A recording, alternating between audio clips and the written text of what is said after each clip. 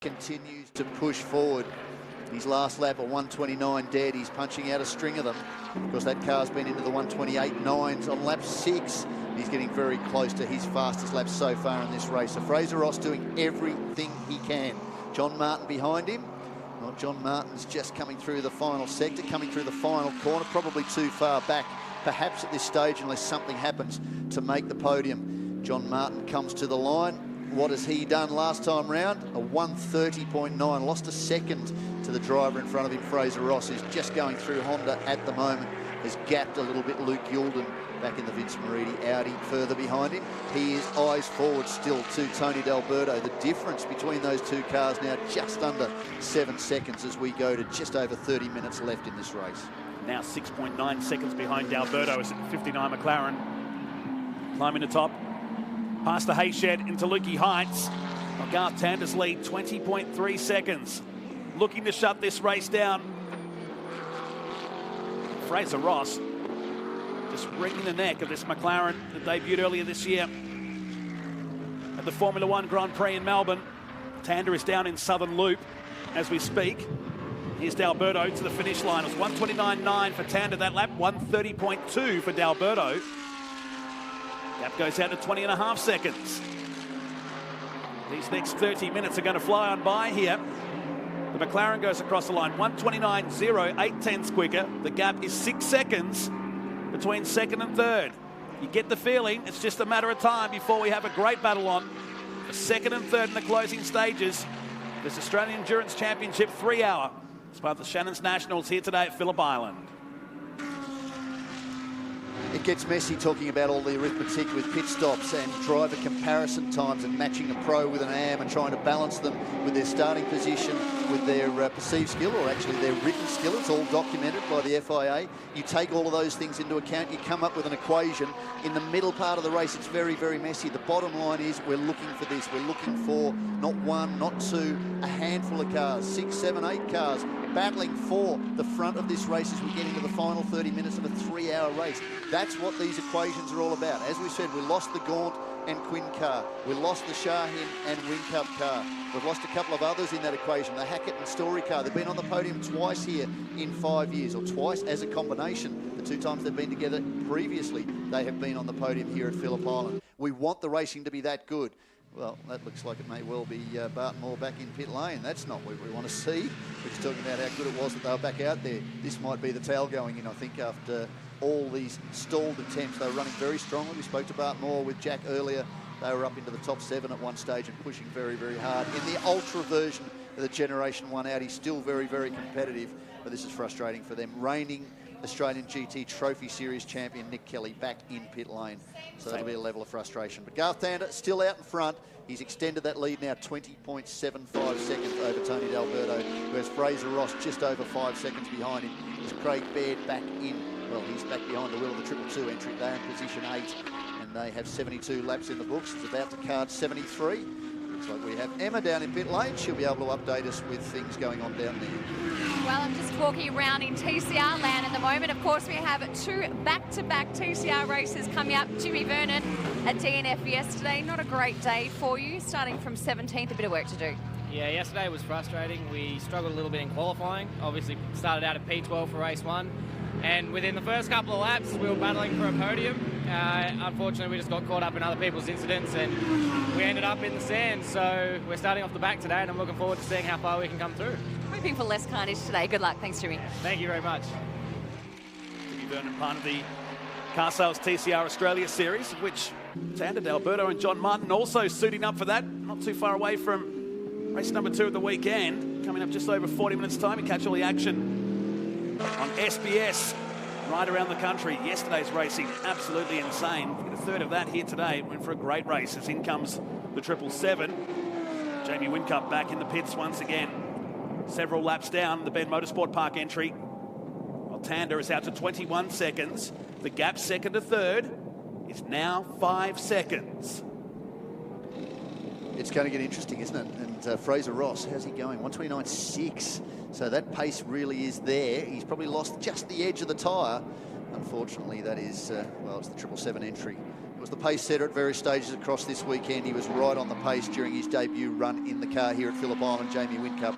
But unfortunately, that issue with the wheel coming off as he ran into the final leg of this race about 20 minutes ago, that effectively put them out of contention, and to see them back in pit lanes not where they want to be. Good to see it rejoining the pit lane now, but they are well out of contention, back in position number 9. Here is the race leader, Garth Tander. He's still screaming around this circuit. 1:28.231 on lap 58 of this race. He knows what's coming. What's coming is the Fraser Ross McLaren. Fraser Ross just coming through the bottom of MG now, and Garth Tander tips into turn 1. That is a big lead by anyone's estimation here at Phillip Island Grand Prix circuit.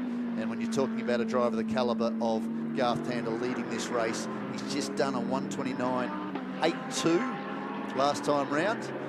And Tony D'Alberto's done a 30.2, dropped 0.4 of a second, 29.4 for Fraser Ross. So negligible difference between the number 1 car and the number 59 car. And what a great result this will be for Audi to have them back on the top step of the podium. I need to touch some wood, and I don't want to be responsible for the commentator's curse if anything goes wrong from this point on, because I'll no doubt get collared for it. Usually I handle that stuff. I was going to say, predict away, Knowles. Yeah. It's up to you. I'm not saying another word. We've seen it happen in the past. That's the beauty of endurance racing, is anything can happen. It is terribly unpredictable. What's not so unpredictable is that Tony D'Alberto is going to be under fire from Fraser Ross very, very quickly. And is this where the experience of Tony D'Alberto? He's used to a street fight. He's done a lot of supercars driving. He's driven a lot of GT3 competition. He's doing TCR in about half an hour's time or thereabouts. He's doing a lot of miles. He's in a race car all the time.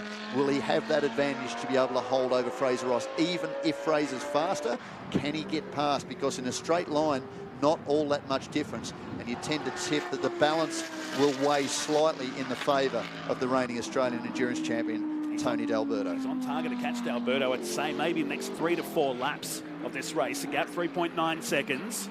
You're watching the 33 of Luke Yilden, reigning in 5th position right now, but a long way behind John Martin in this race. Now Garth Tander comes around Southern Loop. Here's second place Tony D'Alberto, 22.3 seconds behind. Tander went 1:30.0 in the last lap. D'Alberto 1:30.4, and Fraser Ross 1:29.7. The gap is 3.5 seconds. We talk about records with the Australian GT Championship. Endurance racing always mixes things up. The biggest winning margin in the 5 prior years we've been coming here for an endurance race at Phillip Island is 10.546 seconds. Well, Garth Tander is on task to be able to break that one. The smallest winning margin, of course, back in 2016 was Nathan Morecambe to Shane van Gisbergen in the twin McLaren 650S GT3s. Oh, and out comes the, well, they're the 99 this weekend. Yes, they are. Nick Kelly. Bart Moore will be back behind the wheel out in the industry Audi R8 LMS GT3 Ultra. Good to see that. They're no doubt trying to work out exactly where the issue is and what they can do. Troublesome day from there. 36 laps behind the next group of cars. You watch D'Alberto, 3.1 seconds away. It's just deteriorating, this gap between him and the number 59 McLaren. You'll start to see it appear in the background of the shot very soon. 22 seconds behind the race leader. Here he is, down at MG. He'll have the eyes on. He'll be keen to make amends for this and to push forward. They're building a championship too. Again, this is round 1 of 3 for the Australian Endurance Championship. We go from here to the Ben Motorsport Park, off to Sandown in Melbourne. That'll be a different kind of endurance event because it's a tighter circuit, 2 long drag strip style straights, but a different style of circuit to both the Bend and to Phillip Island. That will mix things up too. They're mindful of the fact it is a 3-round championship for the AEC. And last year and the year before, we've seen that the winner traditionally here at Phillip Island hasn't gone on to win the Endurance Championship. So all those things will come into the mix. So even if they don't finish on the top step of the podium, as Max Twigg said on Thursday, it's about being consistent. And being on the podium here for the first round really can set you up for outright victory in the championship. And he's just come back down the escape road. The 99 is not even completing a lap, unfortunately, so they haven't managed to locate that issue. So frustrating for Nick Kelly and Bart Moore. Back into the back of the garage area as we go back to, well, Tony D'Alberto. He will be pushing hard, but he will now very, very mindful. With about 20 minutes to go, he's going to have a 720S McLaren right under his rear wing. He's right there now. Through turn 8, up past the hay shed. 23 seconds. The margin now first to second. Garth Tander set the fastest lap of the race back on lap 58, 128.231. We're watching Tony D'Alberto. You'll see the 59 McLaren just closing the gap here.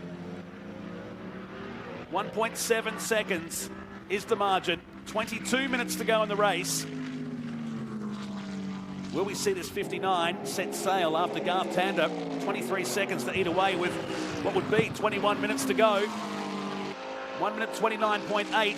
He's nearly a full second quicker that time by than Tony D'Alberto. The gap is 1.3 seconds. I think it's going to be even closer by the time we get down to turn 4 in the Honda hairpin. Yeah, this is very much game on for this race, but can Fraser Ross take the fight to Tony D'Alberto? But again, we're talking about what Max Twigg said. It's about building the championship. Is the advice coming from the garage that you don't need to push too hard? Be safe, maintain your position, protect as much as you can, be as wide as you possibly can, but at all costs avoid contact.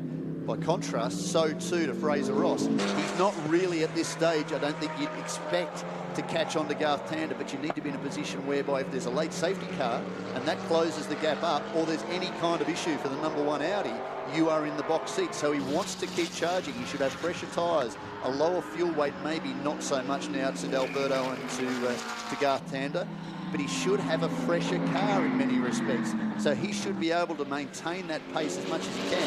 That said, Garth Tander's still charging around with some pretty epic times. And he's maintaining that lead. It's 24.1 seconds to D'Alberto. And a lot of that happened straight after that last pit stop. Tander was able to just charge, open that gap, and he's maintained it lap after lap after lap. He's doing everything he needs to get that number 1 Audi back on the top step here at Phillip Island. He's dropped back into the 130s as well now. Like he's gone from 129.2, 129.6 into the 130s. And the gap is still 24 seconds. It's now 20 and a half minutes to go. Half a second is the margin, second and third. Going through turn number 1. Mercedes versus McLaren. A lap car ahead. Glenn Wood will know what he needs to do. He's not battling for anybody for track position. He'll see those guys coming behind him, and I know no doubt that he'll just stick wide, allow D'Alberto to fire through, so too Fraser Ross. He can mix things up, but we don't want to see that sort of thing happening. This is it. It is game on. Fraser Ross all over the back now of Tony D'Alberto. He is carrying some very, very good pace. I'd expect that 59 after suggesting maybe he won't get through on Tony D'Alberto. Still 20 minutes left in this race. I'm expecting he will charge through at the first opportunity. Will it be a drag race down the main straight, a wheel off coming out of Siberia? Don't need to be doing too much of that. Wasn't too much of a problem. You don't want to be doing that at Hayshed, certainly. We've seen the result of that sort of thing. He needs to make a safe passing move. That is the key for Fraser Ross. He's charging, his eyes on, he's focused. See Tony D'Alberto moving across just towards the centre of the circuit as they went down to MG, just protecting his position. I think he's anywhere safe at Phillip Island to be dropping a wheel off around this 4.4 kilometre circuit. Now, he tucked himself nicely into the slipstream. Time's on his side, no worries about that. He's getting the run down the Gardner Straight. It's 24 and a half seconds now. First to second. This is the battle we want to keep an eye on in the closing stages of this 3-hour endurance race here today. D'Alberto and Fraser Ross. A long way back to John Martin, Luke Yalden. Cam McConville is now behind the wheel of car 6, is in 6th position. Craig Baird and the Scott Taylor Motorsport entry, 7th position ahead of Blanchard. Dom Story and Jamie Whincup several laps down in 9th and 10th position. We saw this from Fraser Ross during the opening round of the Australian GT Championship at Albert Park. The opening race, he could put the car anywhere he wanted. He was very racy, he was very fast. Wheels on the grass, wheels over the curb. You could see he almost had like 150 more horsepower than anybody else. He could place that car wherever he wanted to. It is a brand new car. This isn't the car he ran at the Australian Grand Prix.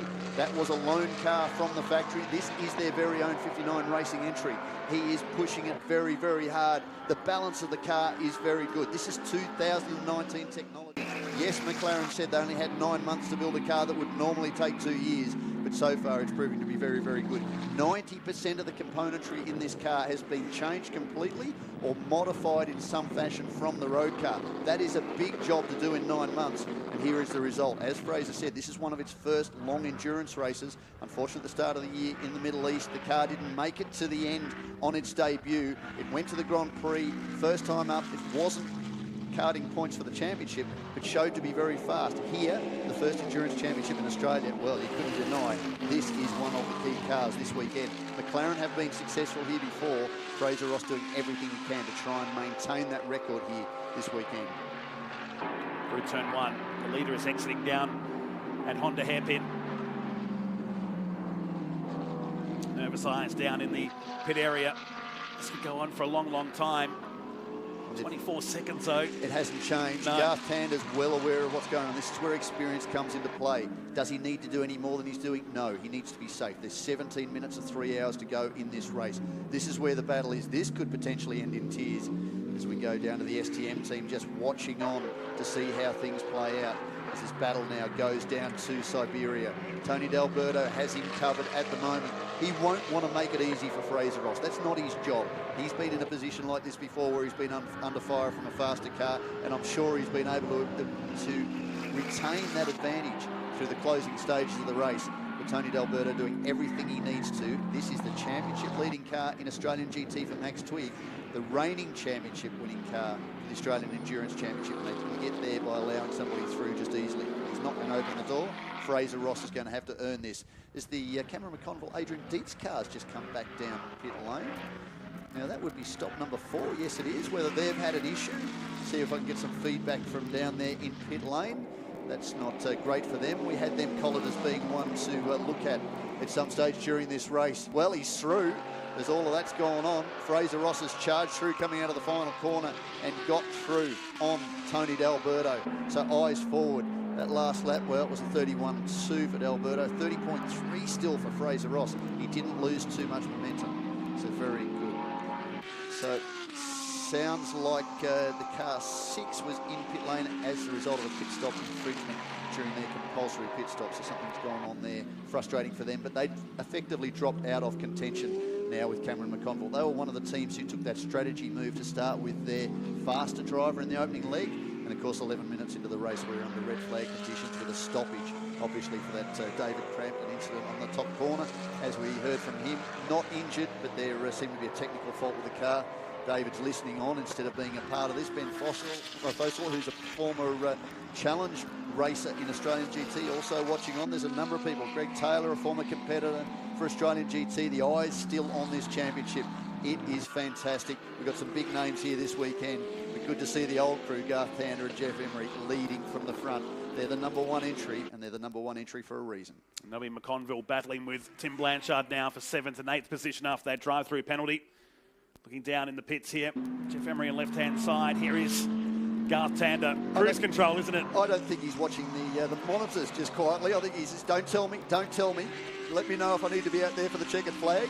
Let's just see how this one goes. He's a veteran. He's been in this position before. Very experienced campaigner, 2-time Australian GT champion, multiple champion in other championships. Really loves his time in this category. It is a big part of Australian GT this time round, these current seasons, and could have been a 3-time champion. But Jeff Emery, a great addition to this field, was his long-time sparring partner Tony Bates in this field. John Martin campaigning the car that won here last year. They're back in position number 4, and I think probably still just about on the lead lap.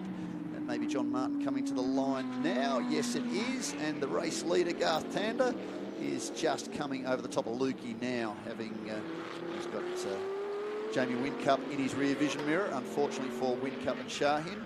5 pit stops in the books for them now, back in position number 10. 81 laps in the books, and the race leader just about to chalk up lap number 85 with 13.5 minutes to go. Sits at 24.5 seconds, first to second. And McLaren just coming around through MG. As Garth Tander starts another lap. 85 laps in the books, 13 minutes and change left in this race. And already he's put 2 seconds, Fraser Ross, on Tony D'Alberto. Okay, so Fraser Ross is coming through the final corner. He comes down to the main straight. Let's take a close look at what that gap is. It was 24.6 seconds. Where is it now? 24.1 seconds. So with just under 13 minutes to go, he's taken half a second out of the race leader. So I don't think that Garth Tander, right at this stage, has too much to worry about as he charges now through Honda corner down to Siberia on his 86th lap. And the smallest number of laps we've covered during this event was last year. In fact, we had a couple of stoppages, 78 laps in the books, 82 back in 2014, but that was a time certain one, I think.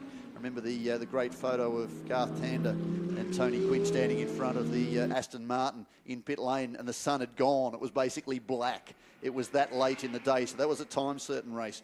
But the most laps we've covered, 1:03 back in 2017. We had that 20-minute, 30-minute stoppage effectively early in this race. We're not going to be breaking any records on that front, but the one that's still up for grabs is the biggest winning margin. That looks like it could fall to Garth Tander and Jeff Emery. Controlling this race, aren't they? So he comes to complete another lap. Just like that, the last 45 minutes have just flown on by here since that last round of pit stops. Ryan Simpson looks on down there. He should be very happy with his drive today. He was very solid out there in the early stages aboard this number 59 car.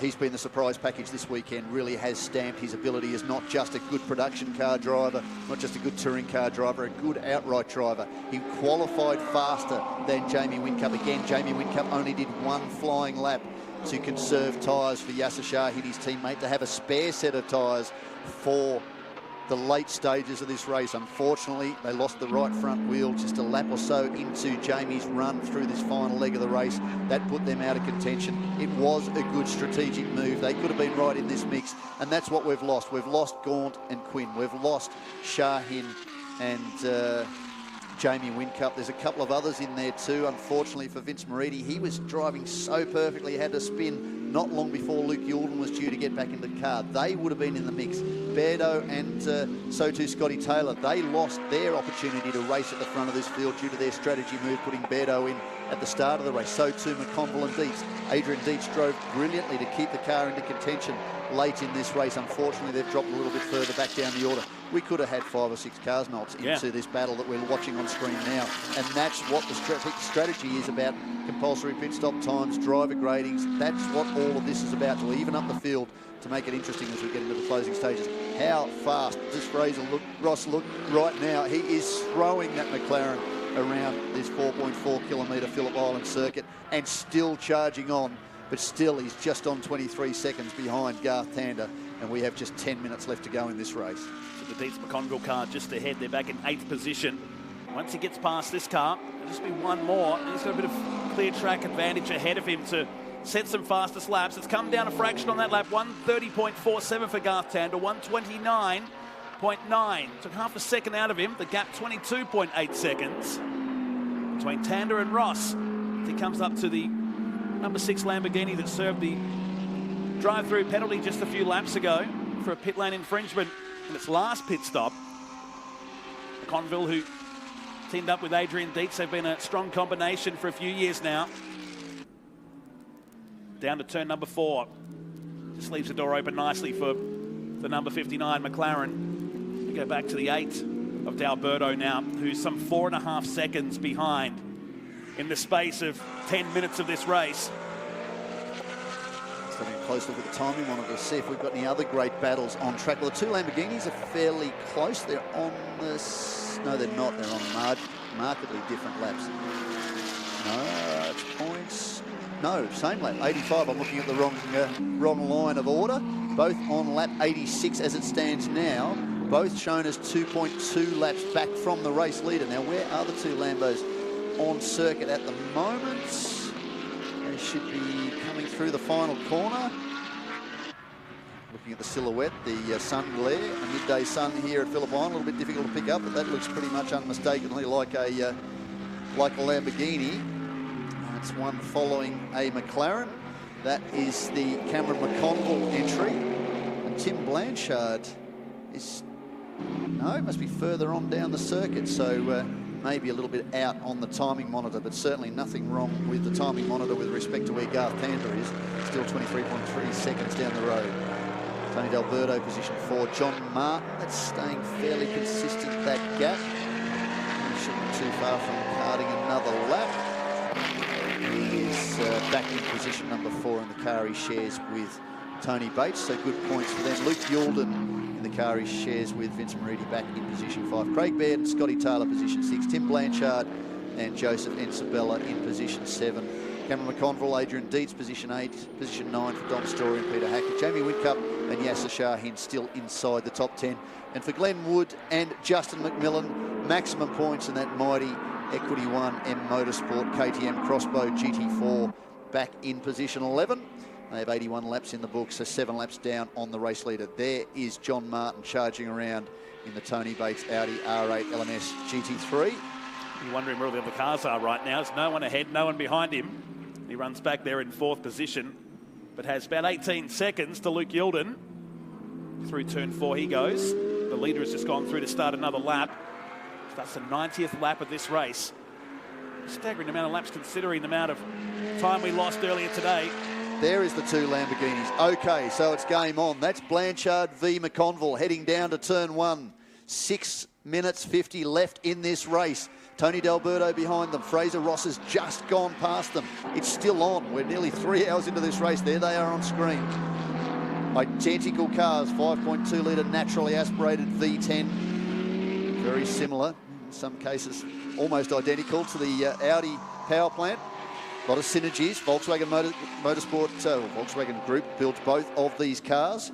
Certainly the motorsport arms of both these companies making the most out of this as McConville goes down the inside. I think Blanchard opened the door a little bit there, but he thought he might have the run coming out of Honda. Hasn't been able to maintain it. That is a change of position.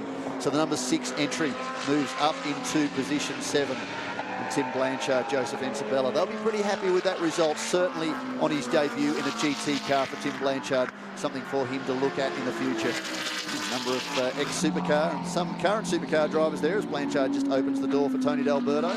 Cameron McConville, Tony D'Alberto, Tim Blanchard on screen. Of course, Tim Blanchard, team owner in supercars. He'll be doing the Enduros this year. Had a cameo at Barbagallo Raceway just a month or so back, alongside the second round of Australian GT. Talking about Australian GT goes from here to the Bend Motorsport Park, 12th to the 4th of July for the second of the Endurance Championship rounds.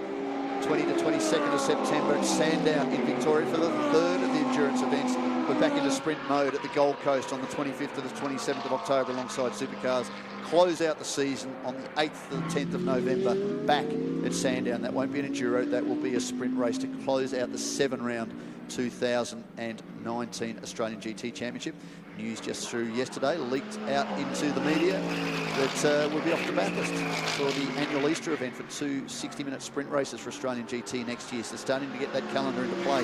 That'll be very, very interesting. I know there's a lot of interest from the paddock about that particular event. So always great racing at Mount Panorama, and you'd have to argue these cars are built for the mountain. Absolutely, hand in hand. A bit like here, same with the Bend when they go in a couple of weeks. That track that's now had 12 months to bed down some rubber. It'll be very, very ideal for this championship. Just a few weeks' time over in South Australia. I don't know how long ago we called it, but it might have been over an hour. Garth Tander, well, he is comfortably there. He was aided by a few mishaps for his rivals. That was unfortunate. Otherwise, we would have had 4, 5, 6 cars battling towards the front of the field. Fraser Ross doing everything he can. They had a slightly longer pit stop penalty by virtue of the performance of both Ryan Simpson and Fraser Ross and their abilities behind the wheel of this car.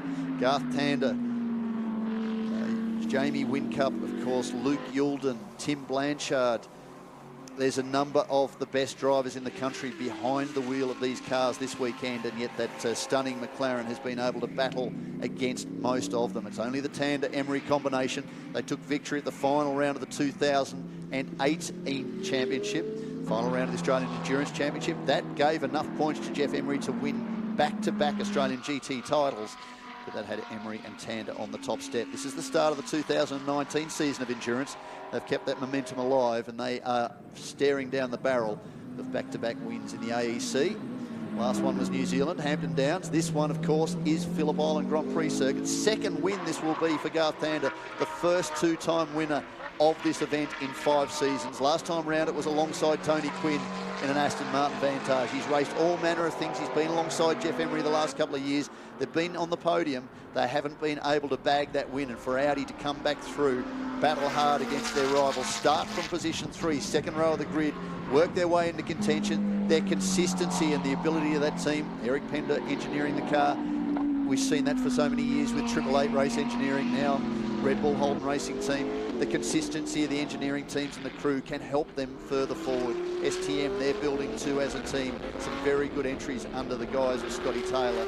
They know what they're doing too. They're going to get further forward. Of course, they are the reigning Australian endurance champions. The ones on screen, Tony D'Alberto and Max Twigg.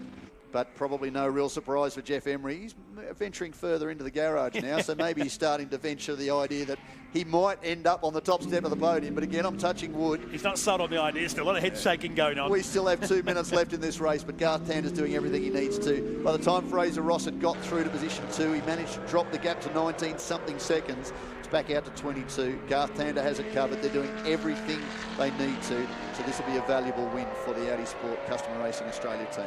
Fraser Ross has nearly 8 seconds back to the number 8 Mercedes of D'Alberto. John Martin still runs in 4th position with Luke Gilden in 5th.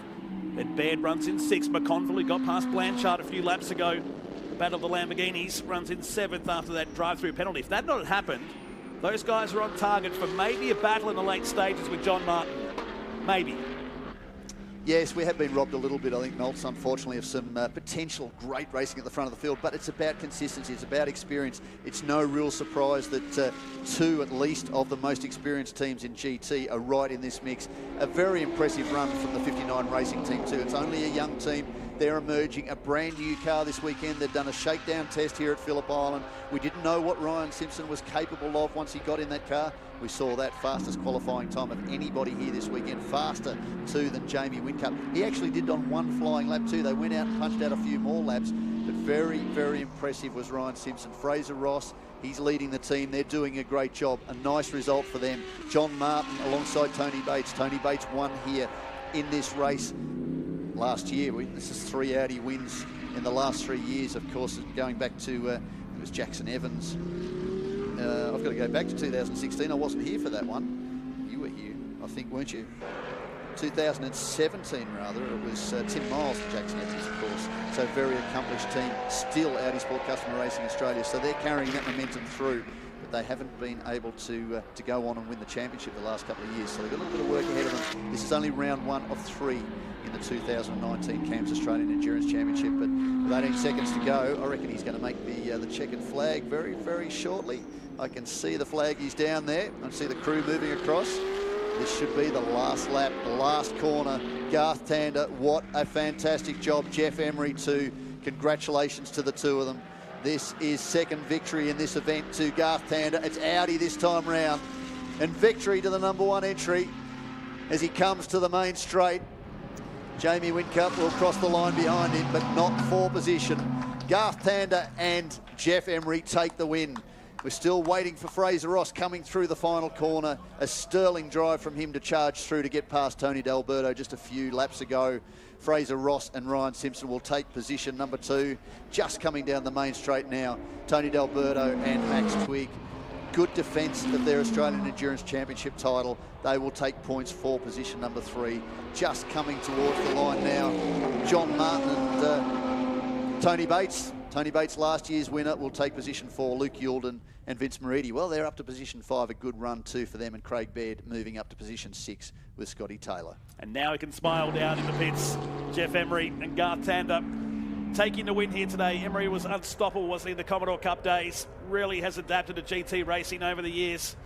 And he and Garth Tander will stand proud on the podium here today. 22 seconds was the margin at the end of the race. It sat there for pretty much the last 10 minutes of this race. Fraser Ross drove that 59 McLaren up into 2nd after that battle with Tony D'Alberto with about 25 minutes to go. They'll finish in 3rd here today, ahead of Martin, Luke Gilden in 5th, Baird 6th, McConville gets home for 7th, and Blanchard, Story and Whincup, 2 of the names that fell down after their last round of pit stops. And the rest of the field just coming across to take the checkered flag right now. Great result in this 3-hour endurance race that was stopped for 23 minutes earlier on today. Garth Tander and Jeff Emery taking the win. 22 seconds and 94 laps completed over the 3 hours here. Fraser Ross and Ryan Simpson will be 2nd. Max Twigg and Tony D'Alberto in 3rd. Martin and Tony Bates home for 4th position. And then down to some of the names. David Crampton was the reason why we had the red flag out. The KTM X-Bow that hit the wall fairly hard over in turn number 12 back in the early stages of this race. What a beautiful day here at Phillip Island Grand Prix Circuit, and what another great race from Australian GT. The opening round of the Australian Endurance Championship, we started at 9:45 a.m. It was Dom Story alongside Fraser Ross. They went for their A driver to run through the opening leg, and what a start it was. But then we got to this situation. There was a safety car intervention because of the David Crampton incident. This was a key moment. Unfortunately for Dom Story, they couldn't restart the car, and that made things a little sketchy. A little sketchy too for Jeff Emery there at one stage, getting a little slippery going over the top of Lukey. This was that incident, unfortunately, and that was what put David Crampton out. They couldn't get the 63 entry recharged. They got it going eventually. They lost 2 laps. They were flawless from that point on, but they had a lot of work to do. Dan Gaunt and Tony Quinn, they were right in the box seat. There was a good battle between Max Twigg and Tony Quinn. Tony Quinn, well, he's probably selling himself a little bit short, saying he may have lost it a little bit, but not so much. Unfortunately, they were sidelined with a mechanical issue. There was no denying who the winner of this race was. Well, it was Garth Tander and Jeff Emery. The old crew back on top, back with the number 1.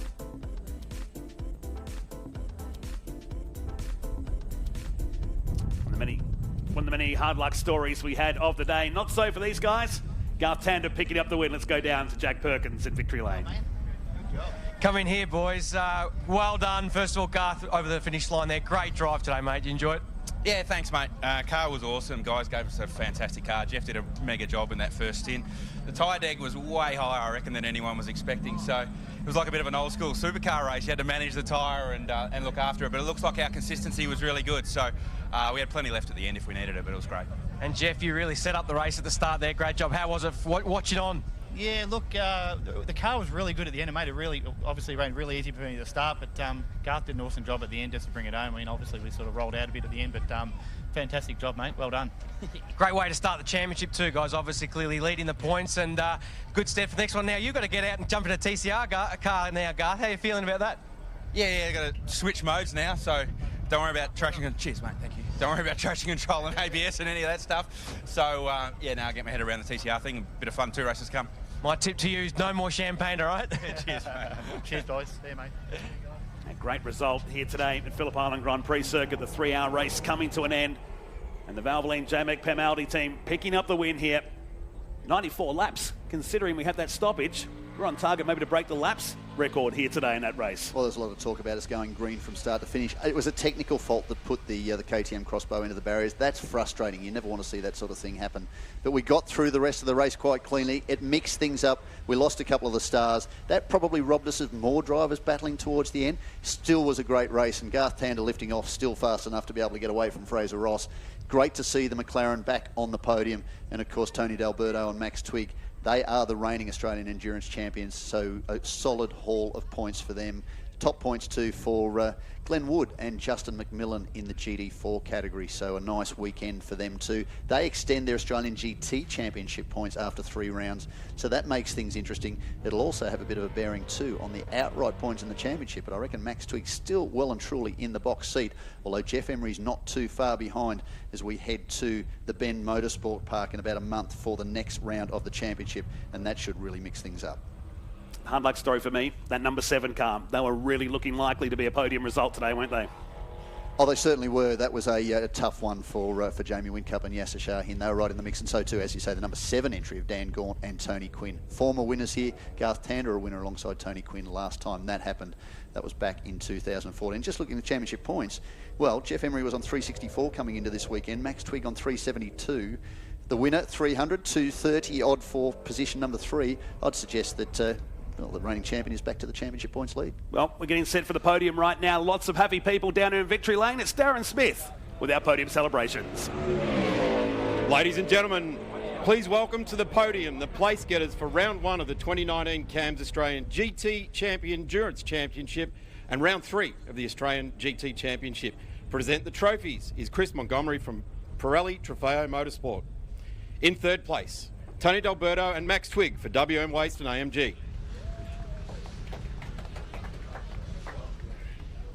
In 2nd place, Fraser Ross and Ryan Simpson for HSY Auto Parts, 59 Racing in their McLaren.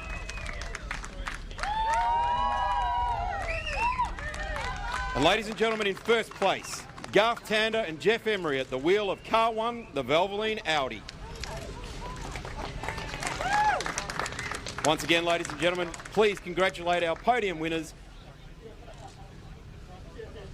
Get your photos, and we'll just wait for Chris.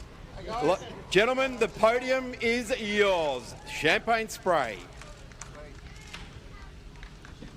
And Garth Tander, the quickest to run away from there. He needs to keep that suit nice and dry because not too far away, we whip into our car sales TCR Australia. Back-to-back races as we enter the second half of the afternoon. Congratulations to Jeff Emery and Garth Tander, winners of the 3-hour race. We'll be back soon here at the Phillip Island Grand Prix Circuit.